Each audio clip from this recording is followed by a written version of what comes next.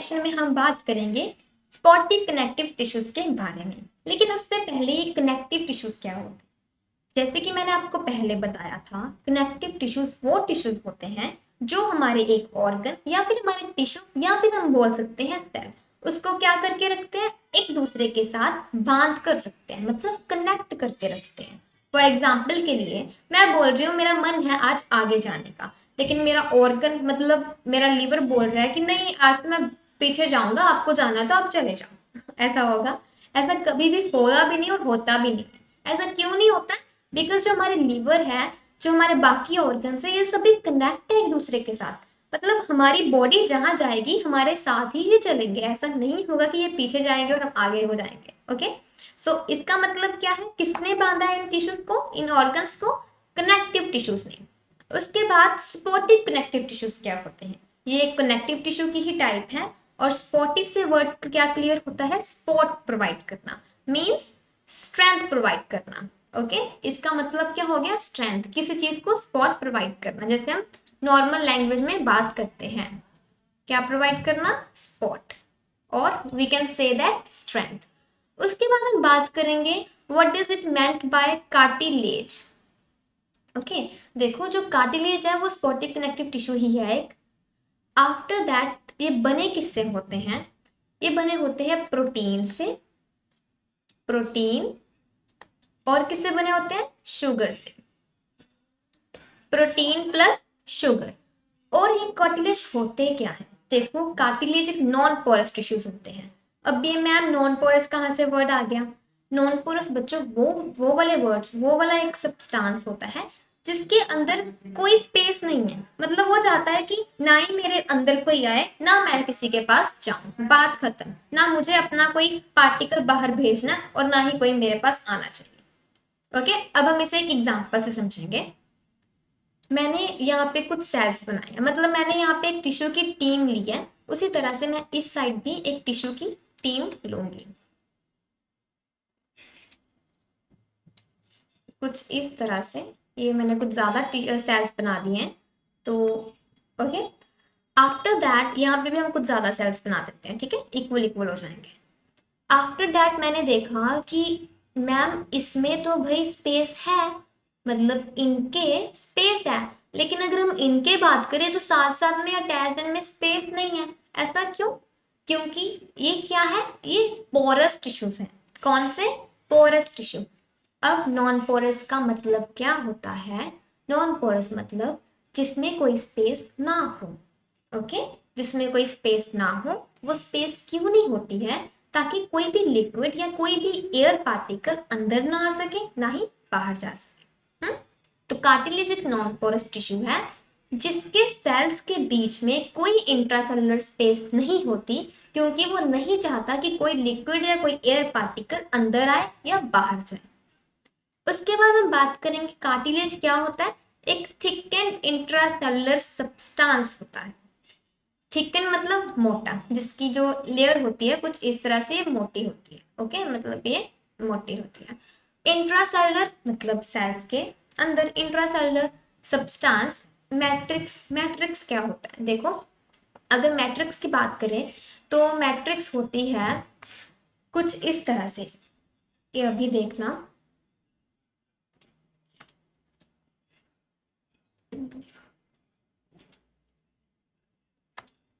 Normally हम बोले, अगर हम बोले मैट्रिक्स, हमने पहले भी ये बात कर चुके हुए हैं।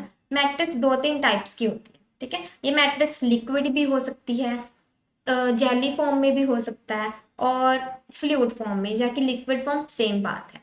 अगर हम थोड़ा सा और ज्यादा जाने कि मतलब क्या होता है, देखो जो मैट्रिक्स होती है वो एक डायनेमिक स्ट्रक्चर होता है। अब ये मैम डायनामिक क्या है? डायनामिक वो जो एक्टिविटी, मतलब जो चेंज होती रहती है, जो एक्टिव रहती है। ओके, तो हम बात कर सकते हैं मैट्रिक्स एक डायनामिक स्ट्रक्चर होता है। ओके, ये हम बोल सकते हैं डायनेमिक जेल होती है, जो कि फ्लूइड फॉर्म से जेल फॉर्म में भी कन्वर्ट हो जाती है और वापस से फ्लूइड फॉर्म में भी आ जाती है। अब कुछ इस तरह से समझना, मैट्रिक्स एक तरह से ये देखो, ये जो बना हुआ है कुछ इस तरह से, ये क्या है, ये मैट्रिक्स है। अगर हम थोड़ी सी और बात करें इसके बारे में, तो हमने पढ़ा था फाइब्रस कनेक्टिव टिश्यूज के बारे में। उसमें मैंने आपको बताया था, ये जो एक टिश्यू है, ये टिश्यू का जो स्पेस होती है, जो टिश्यू की स्पेस होती है, ये सारी, ये जो येलो पार्ट से आप देख रहे हो, ये क्या है, this is called matrix. Okay, अब ये जो पार्ट है, ये जेली भी हो सकता है, ओके, फ्लूइड फॉर्म में भी हो सकता है। और इसकी एक स्पेशल बात, ये डायनामिक क्यों होता है, matrix is a dynamic gel और डायनामिक स्ट्रक्चर। डायनामिक क्यों होता है, क्योंकि ये फ्लूइड फॉर्म से जेली फॉर्म में भी कन्वर्ट हो सकती है और वापस से जेली फॉर्म से फ्लूइड फॉर्म में भी वापस आ सकती है। ये था पूरा मैट्रिक्स के बारे में। अब हम बात करेंगे कार्टिलेज कौन सी मैट्रिक्स है। ये मोस्टली कैसी होती है, ये जेली फॉर्म में होती है। किस फॉर्म में, जेली। जेली का जेली है तो जेली आपको पता है इलास्टिक होते हैं, उसे ऐसे खींच सकते हैं, वो वापस अपनी शेप में आ जाती है। तो बेसिकली मैट्रिक्स क्या है, इलास्टिक है। गॉट इट, ये भी हमारा पॉइंट हो गया। उसके बाद हम बात करेंगे, कार्टिलेज के पास ब्लड वेसल्स नहीं होती, ना ही नर्व्स होते। अब ऐसा क्यों, इसलिए क्योंकि हमने जैसे बात करी है, इनके पास इंट्रासेलुलर स्पेसेस नहीं होती, क्योंकि ये चाहते नहीं कोई अंदर आए या कोई बाहर जाए। उसी तरह से ये नहीं चाहते कि कोई ब्लड सप्लाई हो, कोई न्यूट्रिएंट सप्लाई हो, या फिर इन्हें नई सप्लाई नहीं करते इनमें। ओके, तो इसलिए इनके पास ब्लड वेसल्स प्रेजेंट नहीं होती। ये कुछ सेमी ट्रांसपेरेंट और इलास्टिक फॉर्म में होता है। इलास्टिक तो मैंने आपको बता दिया, मैट्रिक्स इसकी जेली फॉर्म में होती है, इसी कारण से this is called elastic. Elasticity provide ये करता है। अगर हम बात करें सेमी ट्रांसपेरेंट होता है जो थोड़ा सा क्लियर होता है, हल्का सा ओपेक। ओपेक मीनिंग, ओपेक आप छोड़ दो, आप क्लियर का मीनिंग देखो। हल्का हल्का क्लियर होता है, लेकिन कुछ इस तरह आप देख रहे हो रेड कार्डबोर्ड जो बना हुआ है, कुछ इस तरह से ट्रांसपेरेंट होता है। ठीक है, ट्रांसपेरेंट का मतलब कुछ इस तरह से होता है कि इतना ज्यादा क्लियर भी नहीं होना, लेकिन हमें दिख भी रहा हो। आफ्टर दैट हमने पॉइंट पढ़ना है, point found in tip of the nose, external air, trachea and bronchial tubes. अब सुनो, मैंने आपको बोला ये इलास्टिक होता है। जो हमारी नोज है, ये जो नोज है, ये इस तरह से मूव कर रहे हो, आप कर सकते हो डेफिनेटली कर सकते हो। ये किस कारण से ऐसा मूव हो जाती है हमारी, क्यों होती है ऐसे, क्योंकि इसमें कौन सा टिश्यू है, cartilage tissue. Okay, cartilage tissue क्या होता है, कैसा होता है, जेली फॉर्म में, इलास्टिक फॉर्म में। मतलब उसकी मैट्रिक्स कैसे होती है, इलास्टिक फॉर्म में। It means it will be easily elast. देखो ये इजिली हो जाती है ना, इस साइड से दोबारा से अपनी शेप में आ जाएगी। अगर मैं हटाऊंगी तो, मैंने ऐसे किया, मैंने हटा दिया, दोबारा से आ गई, मतलब अपनी दोबारा से उसी फॉर्म में आ जाएगी। आफ्टर दैट एक्सटर्नल एयर, ये देखो ये मेरा कान है, अगर मैं इस कान की बात करूँ, हम कान को इस तरह से मोड़ सकते हैं, मोड़ के अगर तो दोबारा छोड़ेंगे, दोबारा से वैसा ही हो जाएगा।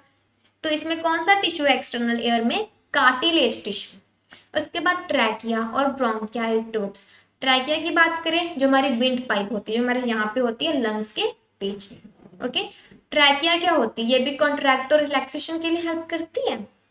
तो वो किस लिए करती, कैसे कर लेती है, कॉन्ट्रैक्ट मतलब सिकुड़ना, रिलैक्स मतलब रिलैक्स, सिकुड़ने के बाद जो फ्लैट हो जाता है, वो किसके कारण होता है, इलास्टिक के कारण, वो दोबारा से अपनी नॉर्मल स्टेज में आ जाती है।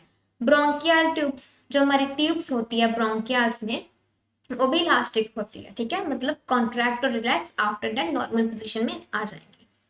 आफ्टर दैट ये प्रेजेंट और कहाँ पे होते हैं, वर्टिब्रे में। अब ये वर्टिब्रे क्या होता है, वर्टिब्रे के बारे में हम बात करेंगे कुछ इस तरह से। ये देखो, जो हमारी स्पाइनल कॉर्ड होती है, स्पाइनल कॉर्ड मीन्स रीढ़ की हड्डी। रीढ़ की हड्डी में ये वर्टिब्रेस प्रेजेंट होते हैं। और कई बार आपने ये सुना होगा कि बोला जाता है कि ऐसे बेंड अप होके नहीं बैठना है, मतलब हमारे शोल्डर्स ऐसे होने चाहिए, ऐसे नहीं होने चाहिए। वो क्यों कहते हैं ऐसे, क्योंकि जो हमारी स्पाइनल कॉर्ड है वो स्ट्रेच आउट हो जाती है। स्ट्रेच मतलब कुछ इस तरह से स्ट्रेच आउट नहीं, वो बैठ जाती है अंदर को हो जाती है। तो अगर हम स्ट्रेट रहेंगे तो हमारी जो रीढ़ की हड्डी है वो स्ट्रेट रहेगी, और मतलब नीचे को झुकेगी नहीं। Got it. और जो ये कार्टिलेज यहाँ पे प्रेजेंट होता है, अगर हम ऐसे कुछ दिन ऐसे बैठे रहेंगे ना, तो हमारी जो रीढ़ की हड्डी है वो नीचे को बैठ जाएगी। लेकिन अब वही थोड़े दिनों बाद हमने सोचा कि नहीं, हमें अपनी रीढ़ की हड्डी ऐसे नहीं करनी है, हमें हेल्दी वेल्दी रहना है, तो एक्सरसाइज करनी शुरू कर दी मान लीजिए। आफ्टर एक्सरसाइज मतलब कुछ दिनों बाद आप देखोगे कि आपका ये पोस्चर फिर दोबारा से वैसा ही हो चुका है। वो कैसे हुआ है? क्योंकि इसमें कार्टिलेज प्रेजेंट है। अगर ये थोड़े टाइम के लिए मुड़ भी जाती है, दोबारा से ये अपनी पोजीशन में आ जाएगी। इसलिए बोला जाता है कार्टिलेज इन सब में प्रेजेंट होता है। उसके बाद कार्टिलेज और कहाँ पे प्रेजेंट होता है? For your sense cartilage present होता है बोन्स में। ये देखो कार्टिलेज कुछ इस तरह से प्रेजेंट होता है। हम ऐसे आराम से कर सकते हैं। क्यों कर सकते हैं? बिकॉज कार्टिलेज प्रेजेंट है और we can move and relax. Got it? ऐसे ही हमारे जो बोन्स होती हैं, जो टांगे होती हैं, ओके, तो वहां पे भी हम आराम से चल फिर सकते हैं, कॉन्ट्रैक्ट रिलैक्स कर सकते हैं। आर्टिकुलर कार्टिलेज, ऐसे आपको नेम सुनेंगे कि ये आर्टिकुलर होता है, जो ये एक मतलब बोन का ही इन्होंने सैंपल लिया हुआ है, ठीक है। तो वहां पे कुछ इस तरह से प्रेजेंट होते हैं। कार्टिलेज होता है, कुछ सॉफ्ट टिश्यू होता है। वो दूसरी बात, सॉफ्ट तो होगा ही बिकॉज इलास्टिक है। सेल्स होते हैं, ये वाले सेल्स हो गए, ये कार्टिलेज फॉर्म होती है, ये क्या होगी? Matrix. After that that is the empty lacuna, empty lacuna बोल सकते हो, empty lacuna, lacuna that will prefer. Empty lacuna होता क्या है? देखो जो एम्प्टी लैकुना है, ये एक तरह से खाली स्पेस होती है। क्या होती है? खाली स्पेस, ओके। अगर हम खाली स्पेस की बात करें तो इसका फंक्शन क्या होता है? एम्प्टी लुसाना पहली बात खाली स्पेस होती है और इसका प्राइमरी फंक्शन ये होता है, ये एक घर की तरह होता है एक सेल में, ओके। सेल की तरह ये घर की तरह होता है। ये करता क्या है? जो अलाइव सेल्स होते हैं, मतलब जो सेल्स जिंदा होते हैं, उनको अपने बीच में स्टोर करके रख लेता है, okay. This is the hole और एम्प्टी स्पेस, जो एक हाउस की तरह होता है, मतलब एक घर की तरह होता है, जो अपने अंदर सेल्स को स्टोर करके रख लेता है। Got it? After that we will move further. Bone, bone भी एक तरह से एक स्पॉटिव कनेक्टिव टिश्यू है, जैसे कि हमने कार्टिलेज के बारे में अभी पढ़ा। बोन क्या है? एक हार्ड पोरस टिश्यू है। अब हम कंपैरिजन देखेंगे। सबसे पहले जो कार्टिलेज था वो बनी थी प्रोटीन और शुगर से। बोन किससे बनी है? कैल्शियम और फॉस्फोट से, फॉस्फेट से। कैल्शियम प्लस फॉस्फेट, ये क्या है? ये कुछ इनऑर्गेनिक सोल्ट्स है, ओके। हार्ड पोरस टिश्यू, हमने क्या पढ़ा था? जो कार्टिलेज है वो नॉन पोरस टिश्यू है, ओके। मतलब उसमें कोई स्पेसेस नहीं होती। पर अगर हम इसकी बात करें तो इसके सेल्स में स्पेस प्रेजेंट होती है, पर ये हार्ड पोरस टिश्यू होते हैं। हार्ड, हमारी बोन हार्ड है ना, सॉफ्ट तो नहीं है। अगर सॉफ्ट होती तो हम तो अपनी बोन को भी इधर उधर हिला देते हैं। नहीं, बोन हमारी हार्ड होती है। ये जो हड्डियां होती है ये हार्ड होती है। अगर आप मारोगे दर्द होने लग जाएगा क्या इतनी जल्दी? नहीं होता इतनी जल्दी। अगर आप ऐसे मार दोगे normally, it's okay. Good supply of blood vessel and nerve. अब देखो इसमें स्पेस है, तो ये क्या चाहता है? ये चाहता है कि मेरी सप्लाई हो, मतलब मेरे से जो मटेरियल बाहर जाए भी और अंदर आए भी। तो इसमें जो ब्लड वेसल्स और नर्व्स है वो सप्लाई करती हैं, गुड सप्लाई करती है ब्लड की, नर्व्स, ब्लड वेसल्स के थ्रू और नर्व्स के through. Consist of both living cells and osteoblasts, blasts. देखो ये लिविंग सेल से कंटेन होते हैं। किससे होते हैं? लिविंग सेल से कंटेन, जिन्हें उन लिविंग सेल्स को क्या बोला जाता है? Osteoblast. This is the important point, ये आपको याद रखना है। जो बोन किन सेलों से बनता है? ओस्टियोब्लास्ट, ब्लास्ट सेल से, okay. And rigid mass of inorganic salt, ये देखो ये इनऑर्गेनिक सोल्ट्स हैं। रिजिड मतलब कठोर मास होता है इनका। अगर हम थोड़ी सी और बात करें इनके बारे में कि इनका क्या सिस्टम है, तो हम देखेंगे पहले जो मेनली डिफरेंस देखेंगे हम, कि जो नर्व्स होती हैं, ओके, ब्लड वेसल्स और नर्व्स हो गया। एंड आफ्टर दैट हम देखेंगे कि ओस्टियोब्लास्ट की मैंने बात करी। आगे हर्वर्सियन कैनाल्स, जो कि आप यहाँ पे पढ़ोगे। कंसेंट्रिक लैमिले, मैट्रिक्स का आपको पता है। बॉन सेल्स ये वाले consist of both living cells, जिन्हें ओस्टियोब्लास्ट बोला जाता है। बॉन सेल्स का नाम क्या है? ओस्टियोब्लास्ट। उसके बाद अगली पिक्चर आप देखोगे, ये ओस्टियोसाइट्स क्या होते हैं? कैल्सिफाइड मैट्रिक्स, मैंने आपको कैल्शियम के बारे में बताया था। कैनालिकुली और लेसुना, लेसुना मैंने आपको बताया भी था, lacuna lacuna whatever you want to say. That is the empty space. Okay, मैंने ये आपको पहले बात क्लियर करी है, ये एम्प्टी स्पेस होती है जो अपने अंदर कुछ लिविंग सेल्स को कंटेन करके रखती है। कैल्सिफाइड मैट्रिक्स जहाँ पे जो कैल्शियम होता है, जो कैल्शियम स्टोरेज के लिए हेल्पफुल होता है। ओस्टियोसाइट क्या होता है? ओस्टियोब्लास्ट वो होते हैं, अब दोनों में डिफरेंस देखना, ओस्टियोसाइट और ओस्टियोब्लास्ट में। ओस्टियोब्लास्ट वो होते हैं जो क्या करते हैं, मतलब जो सेल के अंदर, ओस्टियोब्लास्ट जो जिन्होंने सेल को बनाया होता है, और ओस्टियोसाइट क्या होते हैं, उस सेल के अंदर लाइन करते हैं, मतलब उस सेल के अंदर प्रेजेंट होते हैं।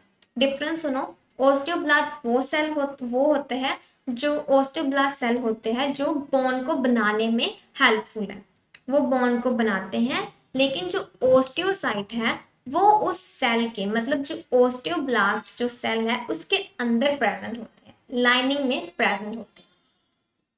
Got it? उसके बाद अगर हम बात करें इनका फंक्शन क्या होता है, मतलब ओस्टियोसाइट का फंक्शन क्या होता है, यह क्या करता है, बोन फॉर्मेशन का सिग्नल भेजता है। ओके, और बोन, अगर कोई बोन का सरफेस कुछ रीअब्सॉर्ब करता है, क्या अब्सॉर्ब करेगा वो, जो हम कैल्शियम लेते हैं, बोलते हैं ना कैल्शियम की कमी हो जाती है, कैल्शियम फॉस्फोरेट इनटेक करते हैं, उनकी रीअब्सॉर्प्शन भी तो होती होगी ना भैया, बोन को चाहिए कैल्शियम, कैल्शियम भी चाहिए, फॉस्फेट भी चाहिए, तो वो तो बोन अगर बन ही नहीं पाएगी ऐसे, ठीक है, मतलब उसे इसकी प्रॉपर क्वांटिटी चाहिए होती है।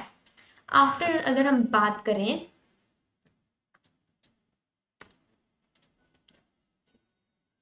ऑस्टियोसाइट का क्लियर आपको, उसके बाद हम देखेंगे थोड़ा सा एक छोटा सा और स्ट्रक्चर, ये हाँ, हेवर्सियन कैनाल कौन सी होती है और कंसेंट्रिक लैमिले का मतलब क्या है। देखो, जो हेवर्सियन कैनाल होती है इसका मेनली काम होता है, ये एक तो पहली बात आपने देखा है ट्यूब्स की तरह होती है, ठीक है, जो ब्लड वेसल्स कंटेन करती है, ये बोन में प्रेजेंट होती है, ये ट्यूब्स की फॉर्म में होती है, और इसका काम क्या है मेनली, ये ब्लड वेसल्स और नर्व्स को अलाउ करती है कि उसमें से निकलो और सप्लाई करो ओस्टियोसाइट्स को। दोबारा से समझो ये क्या बोल रही हूँ मैं। मैंने बोला इसका काम मेनली ये होता है, ये ट्यूब फॉर्म में होती है, पहली बात, ये क्या बोलती है कि ब्लड वेसल्स को और किसको, नर्व्स को, कि आप दोनों मेरे मेरे में से निकलो, मतलब उसमें से पास करो, ट्यूब में से पास करो, और क्या सप्लाई करो, ओस्टियोसाइट सप्लाई करो। और ओस्टियोसाइट मैंने क्या बताया आपको, जो सेल में प्रेजेंट होता है। ओके, जो सेल में प्रेजेंट होता है सब्सटेंस के बीच में, जो सेल में प्रेजेंट होता है, मतलब जो ओस्टियोब्लास्ट जो होते हैं उनमें प्रेजेंट होता है ओस्टियोसाइट। तो ये उनको बोलती है कि आप निकलो मेरे में से और ओस्टियोसाइट को सप्लाई करो, जितना भी हो सके सप्लाई करो, ताकि वो किस में जाए, ओस्टियोब्लास्ट में जाए। उसके बाद कंसेंट्रिक लैमिला क्या होता है, कंसेंट्रिक लैमिला होता है, ये भी एक तरह से ट्यूब फॉर्म में होता है, पर डिफरेंट डिफरेंट साइज की फिटिंग होती है। ओके, ट्यूब फॉर्म, दोनों ट्यूब के फॉर्म में होते हैं, फंक्शन थोड़ा सा अलग होता है इनका। ये क्या करते हैं, जो बोन मैरोज होती हैं, अब आप पूछोगे मैम बोन मैरो क्या होता है, तो अभी के लिए आप क्या याद रखोगे, कंसेंट्रिक लैमिले, बोन मैरो मतलब रेड बोन मैरो, और YBM means yellow bone marrow को प्रोड्यूस करते हैं। क्या करते हैं, प्रोड्यूस करते हैं। क्यों प्रोड्यूस करते हैं भाई, मतलब ये बेसिकली, अब क्यों प्रोड्यूस करता है वो हमारा क्वेश्चन नहीं है, वो उन्होंने प्रोड्यूस करना, उनका फंक्शन ही यही है। अब ये मेनली आपको सिर्फ इतना बता सकती हूँ मैं कि बोन मैरो होता क्या है। देखो, अब रेड बोन मैरो और येलो बोन मैरो आप फर्दर क्लासेस में पढ़ोगे। बोन मैरो क्या होता है, हमारा हर एक सेल, हर एक ब्लड सेल किससे बना है, बोन मैरो से बना है। ओके, ये आपको याद रखना है। बोन मैरो एक, मतलब बोन्स में प्रेजेंट होता है, बोन मैरो एक स्पंजी सब्सटेंस जैसा होता है जो बोन्स के सेंटर में पाया जाता है। क्या होता है, जो रेड बोन सॉरी जो बोन मैरो होता है बेसिकली, वो एक स्पंजी सब्सटेंस, जो स्पंज सिकुड़ भी सकता है, ऐसे भी हो सकता है, रिलैक्स भी हो सकता है, एक स्पंजी सब्सटेंस होता है, उसी से ही हमारा जो ब्लड सेल है वो फॉर्म होता है। एक ब्लड सेल एक बोन मैरो से ही बनता है। इतना आपको क्लियर। जो रेड बोन मैरो और येलो बोन मैरो, इसकी ही कुछ टाइप्स है जिनके अलग अलग काम होते हैं। नेक्स्ट हार्ड पोरस टिश्यूज का हो गया, consist of both living cell called osteoblast. Blood vessels और नर्व्स का आपको क्लियर है। कैल्सिफाइड मैट्रिक्स कैल्शियम के लिए। अब ये रह गया है किनाली पुली। ये क्या करती है, जो न्यूट्रिएंट्स होते हैं उनको सप्लाई करती है, किसके थ्रू, ब्लड वेसल के थ्रू। ओके, और जो सेलुलर वेस्ट होता है, मतलब जो सेल का एक सेल है उसका जो वेस्ट होगा मटेरियल, उसे क्या करेगी, रिमूव कर देगी। That's all about for that. Okay, osteocyte, calcified matrix, canaliculi और लेसुना। ये देखो, ये 4 पॉइंट्स हैं। ऑस्टियोसाइट्स मैंने आपको बता दिया, जो सेल के अंदर सब्सटेंस में प्रेजेंट होते हैं। आफ्टर दैट कैल्सिफाइड, देखो जब कैल्शियम और फॉस्फेट की जो अमाउंट है वो ज़्यादा हो जाती है, तो ये क्या करते हैं, किसमें हेल्पफुल होते हैं, ये कैल्शियम को स्टोर कर लेते हैं, डिपॉजिट कर लेते हैं अपने अंदर। ओके, एक एक्स्ट्रा सेलुलर मैट्रिक्स की फॉर्म में। उसके बाद किनालिकुली क्या होती है, ये क्या करती है, ये कुछ स्मॉल ट्यूब्स टाइप होते हैं जैसे आप देख पा रहे होंगे, और इसका काम होता है न्यूट्रॉन को सप्लाई करना, और सेलुलर जो वेस्ट होता है, सेल का जो भी वेस्ट होगा उसे रिमूव कर देते हैं। मतलब क्यों रखना है किसी वेस्ट, राइट, तो ये वेस्ट को रिमूव कर देते हैं। लसूना और लेकोना, ये एक एम्प्टी स्पेस होती है, जैसे कि हमने पहले बात करी है। बॉन, या तो हमने क्या पढ़ा, कार्टिलेज और बॉन्स के बारे में, दोनों आपको अच्छे से अब मैंने बता दिए हुए हैं। So that's all about for the today's session.